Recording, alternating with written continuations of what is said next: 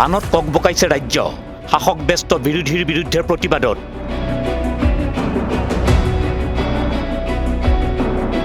সংহাৰী বানৰ মাজতো খিকিন্দালি জলসম্পদ মন্ত্ৰীৰ প্ৰায় 12 কোটি টকা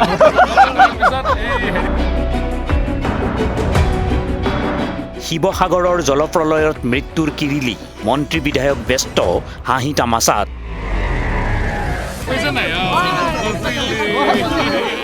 প্ৰলয়ংকৰী বানৰ মাজত এইবোৰ কিহৰ ধেমালি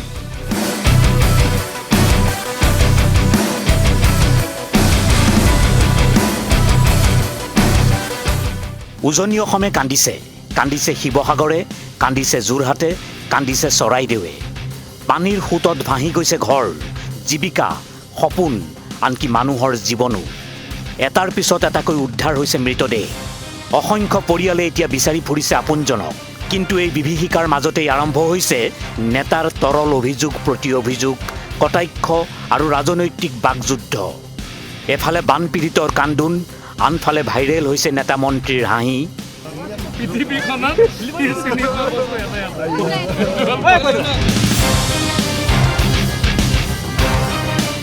এইবোৰ কেৱল বানৰ ছবি নহয়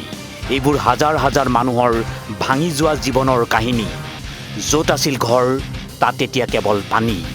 য'ত আছিল হাঁহি তাত এতিয়া কেৱল কান্দোন কাৰোবাৰ পিতৃ নাই কাৰোবাৰ সন্তান নাই কাৰোবাৰ সমগ্ৰ সংসাৰেই পানীত বিলীন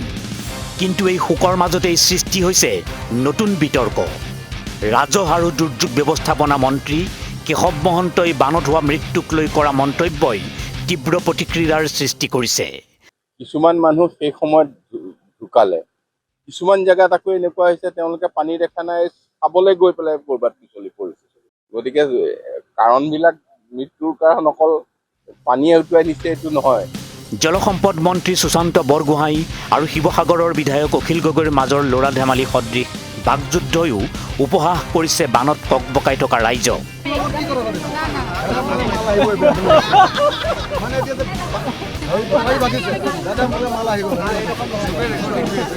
মন্ত্ৰী সুশান্ত বৰগোহাঁই আৰু বিধায়ক অখিল গগৈৰ হাঁহি ধেমালিৰ ভাইৰেল ভিডিঅ'য়েও প্ৰতিক্ৰিয়াৰ সৃষ্টি কৰিছে ৰাইজৰ মাজত প্ৰশ্ন হয়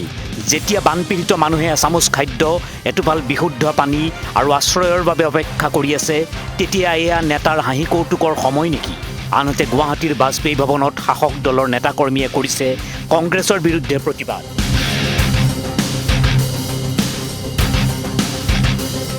ৰুলিং পাৰ্টি হৈও বিৰোধীৰ দৰে আচৰণ কৰাত আচৰিত হৈছে ৰাইজ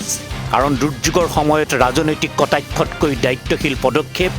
আৰু সংবেদনশীল আচৰণহে জনসাধাৰণে অধিক আশা কৰিছে শাসকীয় দলৰ পৰা দুৰ্যোগৰ সময়ত ৰাজনীতি থাকিব পাৰে মতভেদ থাকিব পাৰে কিন্তু মানৱতাৰ ওপৰত কোনো ৰাজনীতি হ'ব নোৱাৰে দোষাৰোপ নহয় বাকযুদ্ধ নহয় আজিৰ দিনত অসমবাসীৰ প্ৰয়োজন উদ্ধাৰ সাহায্য আৰু পুনৰ নিৰ্মাণ